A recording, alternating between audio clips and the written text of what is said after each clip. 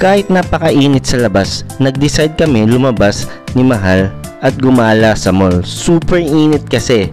Nandun na din kami, nag-decide na rin na kumain din. Masarap pala yung food sa Goldilocks, lalo na yung white halo-halo nila. So refreshing. Pagtapos namin kumain, namili na rin kami ng mga necessities namin sa groceries. Nung natapos na rin kami, bigla na lang nag-decide si Mahal na bumili ng bagong TV. Kasi nga, yung dating naming TV, luma na at di na maganda ang screen dahil nasira na siya. Sa pag-iikot namin at maraming klase na TV na nagustuhan namin, nakapili na rin kami ng magandang TV at pasok sa budget. Kaya binili na rin namin at umuwi na kami para matry ang bagong naming TV. Sa sobrang excited namin gamitin, hindi na namin natanong kung may antena siya kasi wala silang binigay.